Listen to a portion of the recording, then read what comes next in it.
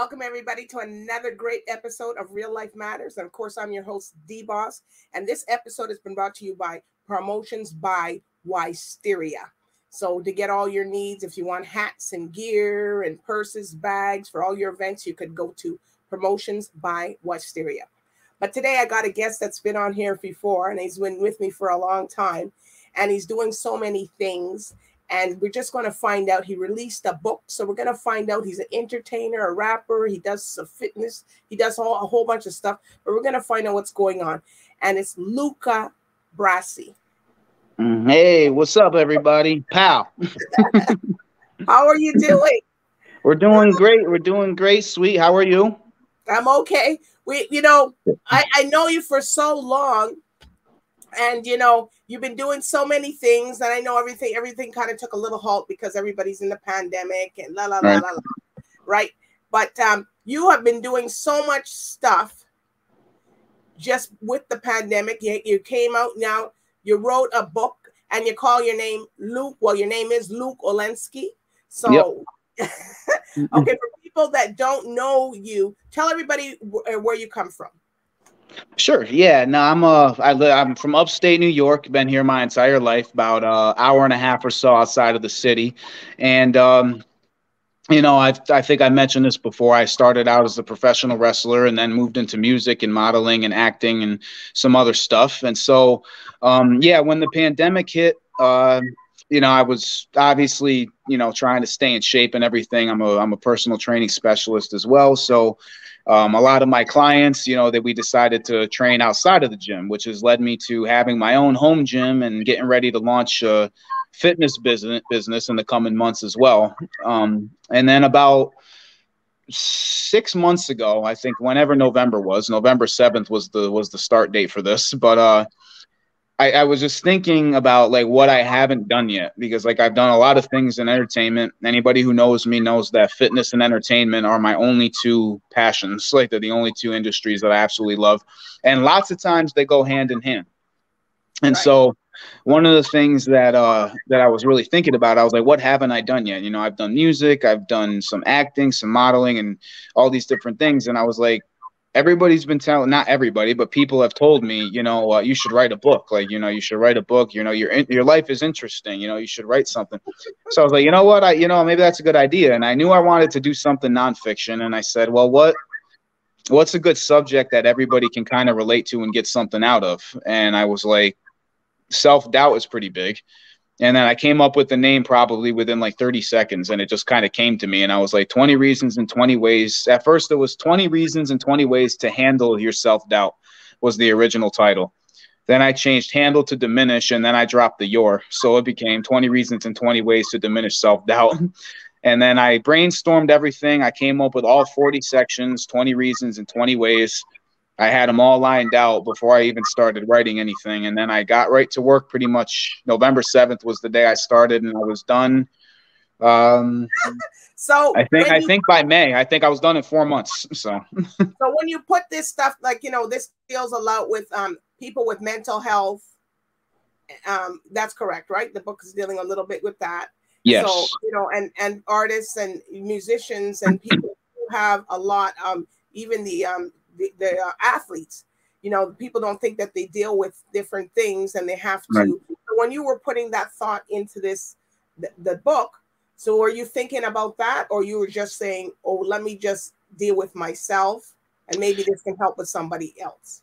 The most important thing is, number one, everything you do, you got to do it for yourself first. So it started off as a self idea, where it's like I said, how I came up with the idea is, what haven't I done yet? So in that sense, I'm like, yeah, I did it for me because it's something I'd never done. But I wanted to do something that would help me and would help other people, because it's not that there's a lot of things in the book, things that I have addressed already about myself and come to terms with and everything, but never really expressed it to anybody. I handle everything myself. Most men do, what I'm saying is they handle a lot of things internally. Mm-hmm. And so I sat down and I just kind of started writing. And I said, the more I started writing, the more I started realizing how many things I've actually done. And like I said, not everything has been a success. You know, anybody who says they don't fail is lying, and I don't care who they are. Everybody fails in life. Okay. It happens. Okay. And that's how you learn. You know what I mean? You fail, you get up, you fail, you get up, you fail, you get up. And until you reach where you want to be, you just keep on pushing forward. And a lot of it's based on that. And I did touch on mental health a little bit in it. I didn't invest a whole lot of time into that simply because I'm not a doctor or anybody that's qualified to diagnose that kind of thing. But I have a whole section dedicated to situational depression and anxiety. And what I mean by that is anxiety and depression are actual illnesses that require treatment and things like that sometimes. Okay. So I didn't pretend to be a professional that knew when that needed to be done and when it didn't need to be done. That's why I talked about situational depression and anxiety. And what I mean by that is, hypothetically speaking, a popular one where people get depressed is when they go through a breakup. Okay. That situation makes you depressed. There's certain situations that cause anxiety. There's things that happen in life that are tragic that might cause long-term depression and anxiety. And that's why I didn't want to touch onto that part of it. But I thought that temporary depression and anxiety that everybody feels, you know, sometimes when they go through something, but eventually they kind of get over it, they're able to move on. That was what I was really talking about in that particular section, was addressing certain things, you know, and when you do that, lots of times you feel less situational depression, anxiety. Breakups become easier to deal with. Other things in life just become easier. And the one of the key points that I talk about, and again, in the intro to the book, I make it clear that this is one man's opinion based on his views and his experiences. So feel free to disagree, but you know, you have to be respectful of other people's opinions, you know? And so when I was in that section talking about it, I said, I don't want to make it seem like I'm trying to diagnose anybody with anything, you know? So that's why I kind of took a lighter route towards it. And I think overall, I think it was, you know, I did the right thing by doing that. So you have a copy of the book so we can see it? Or? Oh yeah, right here, actually. This is the hardcover version right here. Wow. And that's you? That's a perfect picture too. Yeah, that's me. Artwork was done by a woman named Rhonda. Okay, she works with Incubit Media. Roger Brooks, who was the publishing company, did a great job. Here's the back. Another little picture of me. And the about the book and about the author section. So yeah, it was pretty cool. It was pretty cool to like actually like hold it when it came and like wow, like I wrote this. Like, you know, it's legit. So you know, it's 20. Is it 20 chapters? It's actually, if you look at it in chapter form, it's 40 sections because there's 20 reasons and then there's 20 ways. So it's 40 different sections. Each section was written, each section you read took me, I worked on each one individually. So like I didn't write half of a reason and then go back to it. Like I did everything in one shot because I wanted to make sure it flowed the right way. But basically I did like one section a day, you know, as I was writing it. Like I just like, and the crazy part about it is I didn't really have a format for it. Like I didn't know which reasons and ways. I didn't have the order or how I wanted to be listed or anything. I just kind of picked a section based on how I was feeling on any particular day. And this is a good one for me to write today. And then I would work on that. And lo and behold, by the end of it, when I was going through it, it flowed. Each section kind of led into the next one, and I didn't even plan that.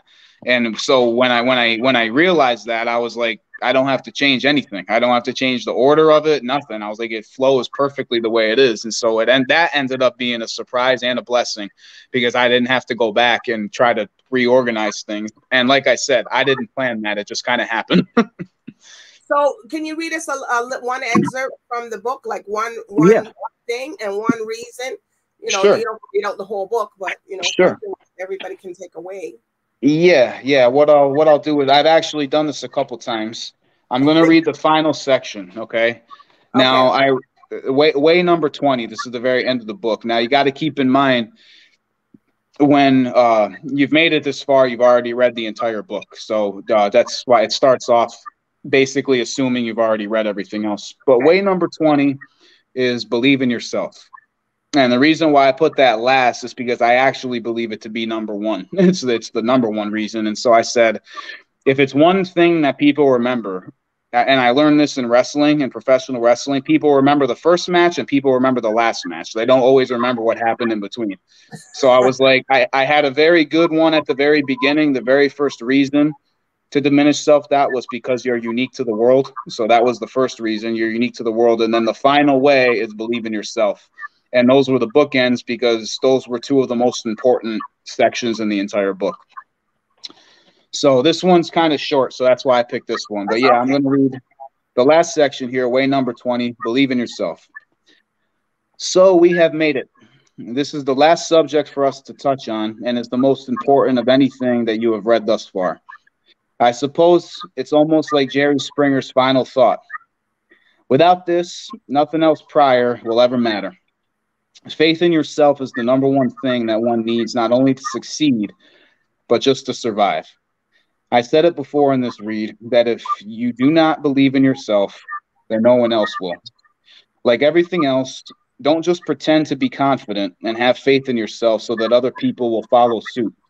Do it for yourself and yourself only. Truly believing in yourself means standing alone even when you feel like the world is against you. Remain strong and steadfast, and the rest will always follow. Remember that having doubts in yourself is normal, but finding the strength to get over those doubts and carrying on is where the power lies. Whether you win or lose doesn't matter.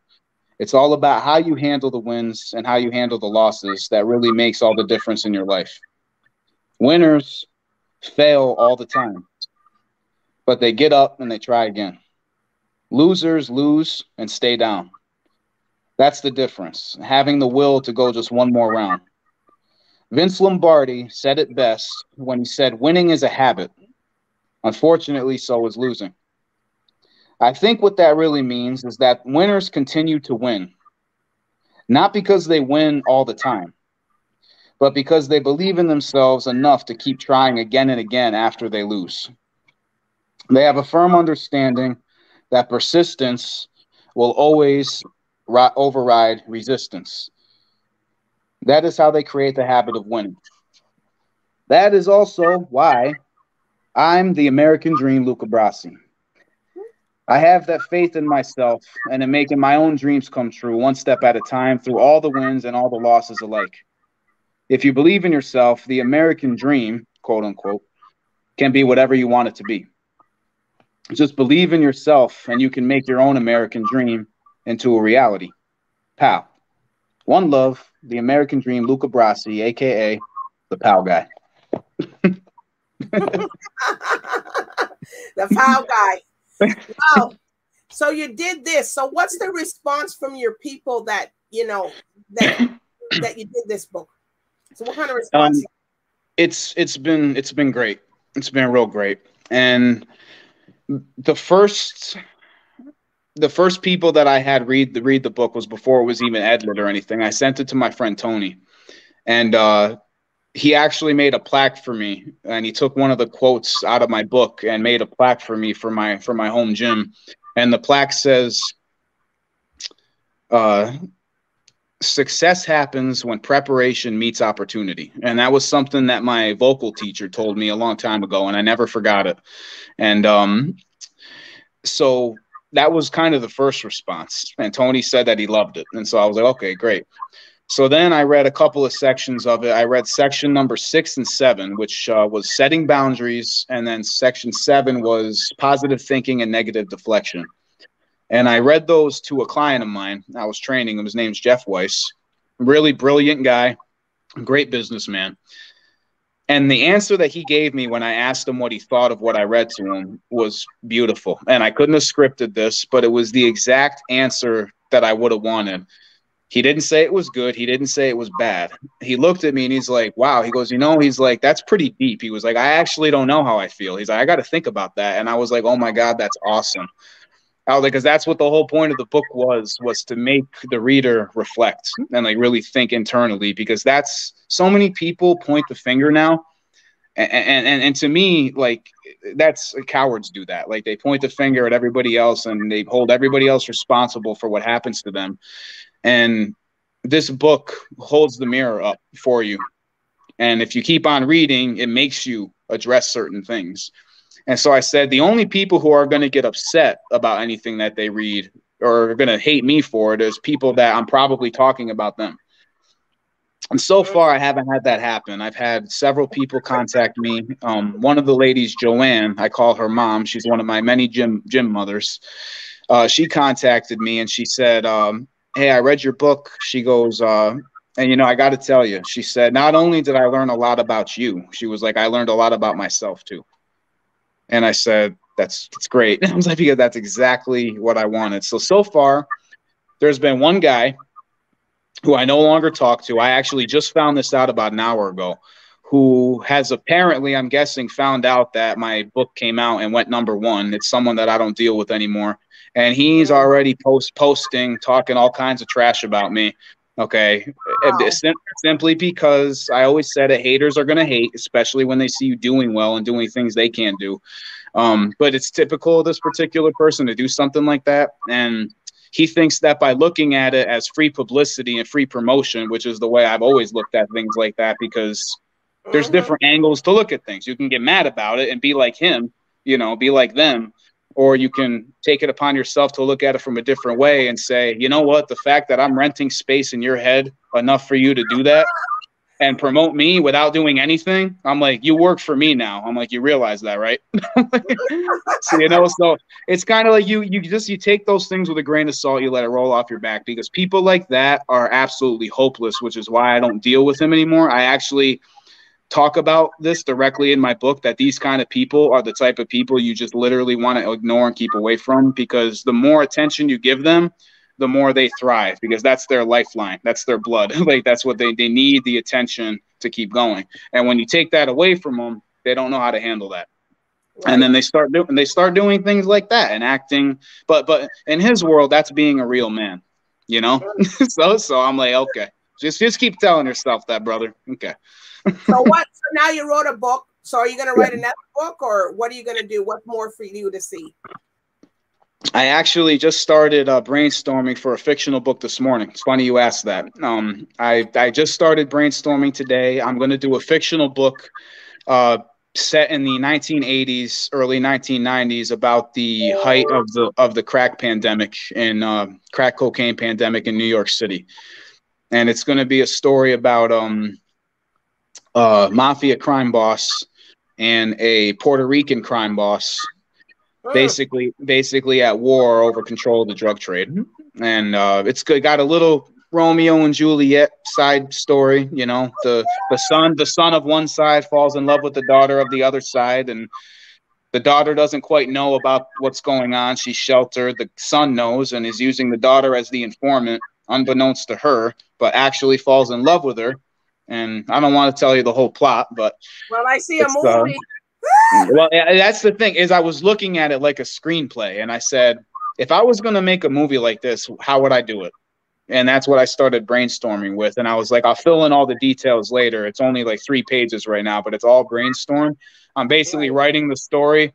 If you look up a movie on Wikipedia and you look at the plot section of a movie on Wikipedia, that's what I'm doing. Like, I'm writing basically a Wikipedia section so I can have all my ideas on the paper. You know, I'm writing a quick outline, and then I'm going to go back and actually tell the story. But it's funny you asked that, because I literally just started that this morning.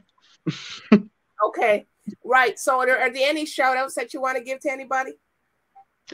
Yeah. First and foremost, I want to shout out to people that are promoting my book without me even asking them to. Okay, the good and the bad. Okay, in particular, my parents. Okay, because they've always been my biggest supporters. Okay, but I've always said your haters can be just as valuable, if not more, than the people who like you. Case in point, because they talk about you and promote you more. So shout outs to them as well. And also shout outs to all my clientele for my fitness training. Shout outs to my family, all my friends, my buddy Tony, obviously to you, sweet DBoss. Thank you so much. Okay, shout outs to you and your network. Okay, keep on doing your thing. All right. So where can people get the book now, and tell us your social medias? You can. I got rid of it. No, I'm kidding. Yeah, no. All you do is just go on to Amazon. You go Amazon.com. It's on Kindle. It's on hardcover and paperback. 20 Reasons and 20 Ways to Diminish Self-Doubt. Just type that into the search engine. If you right now, I'm getting popular. Like I said, it was a #1. We reached #1 in 7 categories just last week. So now if you type in 20 REAS, I pop up. So you don't even got to type in the whole thing. So just go on there. You'll find it. And again, there's lots of good stuff, and I think that hopefully everybody will be able to find something that they can relate to in it, and like I said, I talk about a lot. There's a lot of personal anecdotes when there was sections where I felt that it was good. I didn't want the whole thing to be about me. That was one of the things I wanted to avoid when I sat down to write it. I was like, I don't want this whole book to be about me, but I want to incorporate yourself. If I was talking about a subject where a personal anecdote fit, like one of the ones that stands out was when I was talking about addictions, healthy addictions and bad addictions. Fitness for me is a healthy addiction, so healthy and so addicted that one time when my coach forgot we had an appointment, I broke into his gym because I wasn't about to miss a workout. so like I tell stories like that, little things. Some of them, there's comedy. I'd like to think my comedic timing was good. Like I have comedy throughout, so it doesn't get I didn't want it to be overly serious. And one last thing I want to say about it is that one of the women, Nadine, who read it, she said to me, she's like, it's almost, you wrote it in a way where we're almost having a conversation. And I was like, right. I wanted to be talking directly to the person reading, which is why in the intro, I make it clear that this is me and you, meaning me and the reader. This is us. It's just us. Put everything else out of your head and just hear me out. I want to help you. Well, that's great. Well, Luke, people go up there, get the book, purchase the book. LUCA BRASSY, you can find them all the social medias because your name is LUCA BRASSY, but it's Luke Olensky for the novel, correct? Yeah, it's LUKEOLENSKY. There's a Y at the end. Y as in your, not an I. So many people spell my real name wrong. I'm like, it drives me nuts. Oh, God. Well, anyways, I do want to thank you, Luca, for coming on and tell us what you're doing. You're going to come back with your next book, whatever you're doing now. You're always welcome here. I appreciate it. Thank you. But so I do want to thank the viewers tonight. We're watching Real Life Matters. So everybody, so bye for now. Say you're saying, pow. You don't say that. Pow. Peace and pow.